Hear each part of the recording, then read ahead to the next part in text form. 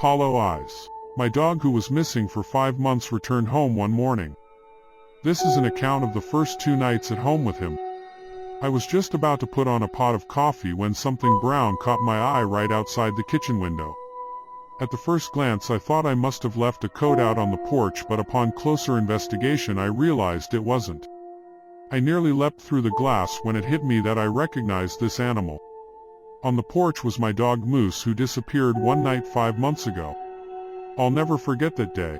I came home from a late shift at work to a vacant house. Moose was always there to greet me at the door, wagging his bushy tail with his tongue hanging slightly out of the left side. That night, though, it was deathly silent. My attempts at calling his name were never answered. I searched my house front to back at least 10 times. When that didn't pan out, I took my search outside, where I covered the yard, then expanded my search into the nearby woods. I never found a trace of where he might have gone. The following days were spent calling anyone I could think of and putting up posters everywhere. My efforts never bore any. My soul was crushed. It was as if Moose vanished into thin air. Now, though, there he was, curled up into a ball on my porch. I flung the door open with enough force it threatened to fly off the hinges and wrapped him in my arms. After I completed my warm reunion with my dog, I pulled away and took a good look at him. I noticed that he hadn't wagged his tail or made any sort of noise at all like he normally did, which made me worry. Hugging him felt like I was wrapping my arms around a statue. Then I noticed something that made me scream. His eyes were gone. They looked like they had been deliberately carved out of his skull with a sharp object. Not like anything that could have been caused by an accident. A feeling of shock took over me, which slowly dissolved into rage. What kind of twisted individual would do this to an animal? Worried for his health, I decided my best plan of action would be.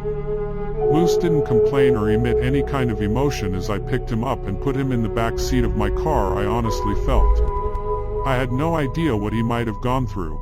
I knew whatever had happened wasn't pleasant at all. In my mind I pictured a small rusted cage where he was tormented day and night. I bit down hard enough on my tongue that I tasted blood and tried my best to shake these kinds of thoughts out of my mind. It wasn't going to do me any good to think like that. I was just happy Moose was back. An uneasy feeling crept up me as I drove. My gaze shifted upward to the rearview mirror, where I looked at Moose in the backseat. When I did, I nearly swerved off the road. His head was tilted slightly at an odd angle that made it appear as if he was staring right back at me through his hollow eyes. I refrained from looking again for the rest of the ride. We finally made it to the vet and I took him in. I got the vet to do a full workup on him to make sure nothing else was wrong with him. I was told he was in good health, aside from the fact that my dog was now blind. I received some medicine to help prevent any infection in his eyes and a pamphlet about living with a blind pet with tips on. I finally got Moose home after the long ride, where I focused all my attention staring at the road. Letting Moose out of the car, I noticed he seemed to have no problem whatsoever getting up the stairs and making his way into. I just assumed he had memorized the layout because he's been there so long. That night I double-checked every possible way out of my house to be sure everything was locked. I didn't just get him back so he could wander out an open window or door. Moose tried to follow me to bed like he always did, but I lead him out and back to the couch. It was harder for me to find sleep than I anticipated. The feeling of eyes on me kept me up. I kept looking through my cracked bedroom door, almost anticipating someone being there. Eventually, though, my eyes closed and I drifted off. I woke up sometime early in the morning, right as the sun was trying to breach the horizon. I reached over to check the time on my phone. Before I got to my phone, a shape outlined in my doorway caught my attention. I turned my head to see Moose peeking through my cracked door, looking dead at me. He was barely illuminated, but I could tell something was wrong about his outline. He looked bigger and his silhouette contained sharp protrusions shooting out of it. My heart rate raced upwards as I took in the sight before me.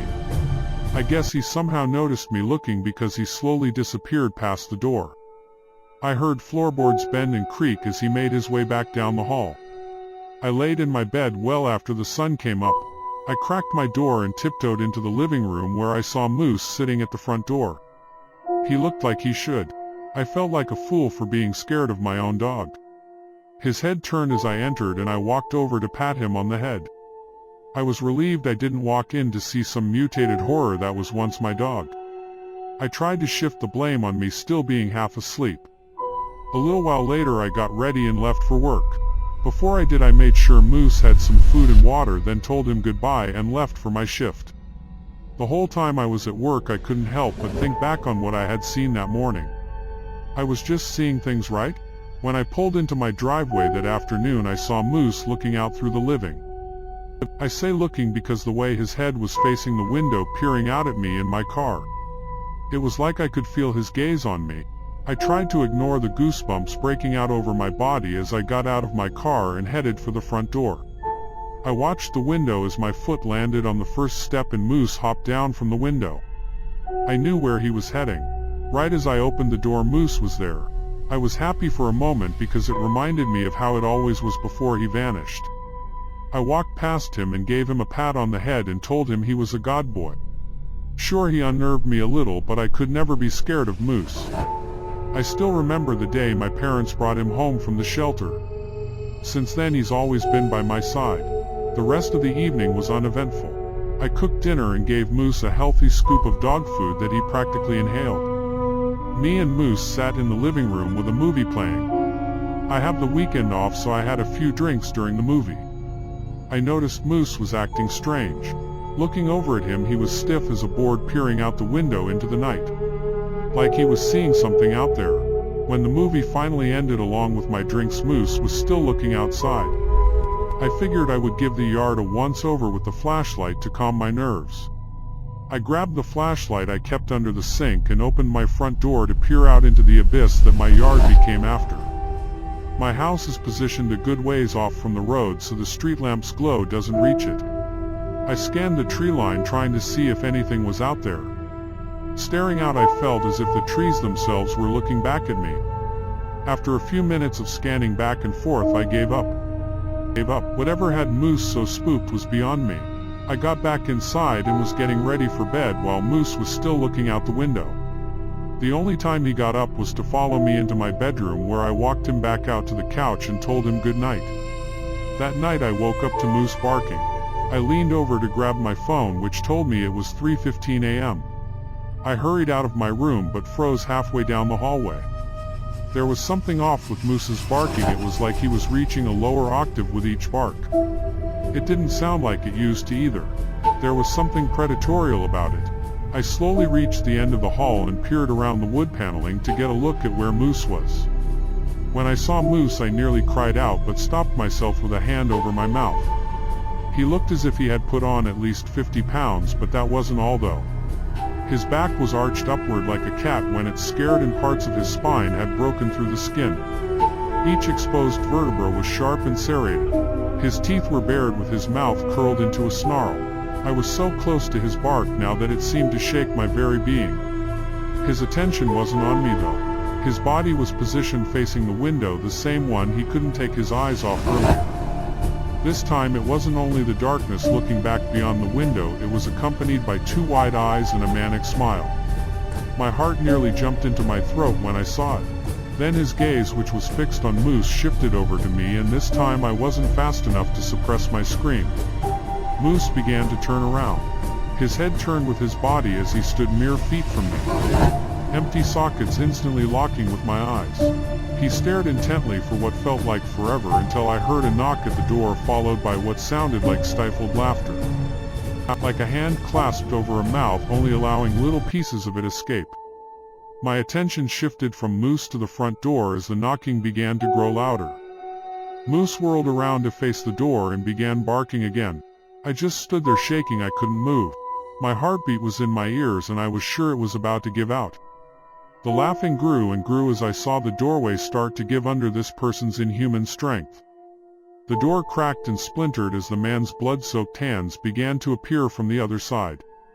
Moose was growling something guttural and low as the man reached one of his arms through the new hole in my door, trying to open, ripping off little ribbons of flesh as he worked his way down.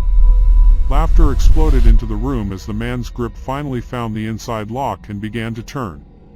Horror possessed my entire being as the door slowly opened up to show a man who was at least 7 feet tall and bone thin.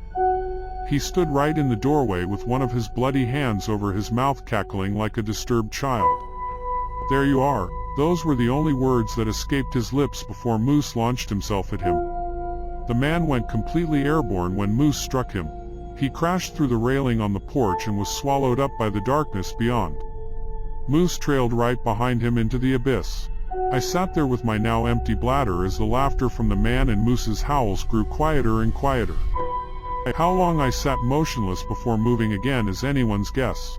When I regained myself, the only thing I could think of to do was call the police.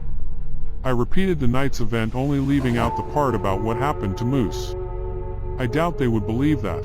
At the time I wasn't sure I believed what I had seen either. I just told them that Moose chased him off and hasn't come back. It wasn't long before I heard sirens and blue lights filled my yard. They asked me a few questions before a few officers went and scanned the surrounding woods and streets. I sat in my kitchen on a stool trying to process what had just happened. The sun rose before I heard any news. It didn't calm my nerves in the slightest. I was told they found signs of a struggle in multiple locations but never found the man I described. There was no sign of Moose either. A detective gave me his number and told me to call him if anything came up, and with that I was alone in my house. Trying to do anything that would help me not be alone with my thoughts, I decided to go pick up a new door. There was no way on earth I was sleeping without one. Well, that's if I could even fall asleep. After a long and quiet trip to Lowe's, I came home and started my work. It was slow at first as I had no carpentry experience whatsoever. Along with last night's events playing on an endless loop in my head, I found myself worrying about Moose. I was scared senseless the moment I saw him, but somehow I still thought of him as my dog. That night it felt like he was trying to protect me. I hoped he was okay. I wanted him back home, even though he wasn't the same dog I knew before he disappeared. I finished putting in the new door the best I could. I was honestly proud of myself. It actually turned out better than I had hoped. The remainder of the day was spent periodically checking outside and doing chores around the house to quiet my thoughts. I had just finished eating dinner when I heard movement on my front porch. It was muffled behind the door, but I could tell something was there. Slowly rising to my feet, I grabbed a knife from the kitchen, seeing that man's crazed eyes and smile in my mind. My heart rate quickened as I held my breath while creeping up to the door. I was trying my best to stay calm, but I was losing the battle. I slowly looked through the peephole in the door and dropped the knife to the ground. I didn't see the man from the night before. Instead, Moose was lying curled up on my welcome mat. All fear I had of him drained out of me as I opened the door and wrapped him in my arms, just like I had done when he showed up a few. There were cuts all over him and a large gash in his leg, which I quickly wrapped the best I could. Moose laid on the floor panting as I made him a meal and called the vet, completely forgetting that they weren't open. I just sat with him for a while to make sure he was okay, until I noticed he had fallen asleep. It's been a few weeks since then. Now me and Moose are almost inseparable. Slowly as time passed, he began to act more lively like he was before he vanished. I haven't seen him in that form like he was that night. I still think about it every once in a while, but then I take a good look at him and honestly it doesn't really affect me anymore. I know Moose would never hurt me. Every night I still make sure my house is secure. Not to keep Moose in, but keep whoever showed up that night out. The police never found the man. I still dream of that face in my window and it makes my blood turn to ice. One more thing that's changed. After that night I no longer bar Moose from my bedroom at night. He follows me in and lays on the new dog bed I have placed right beside me.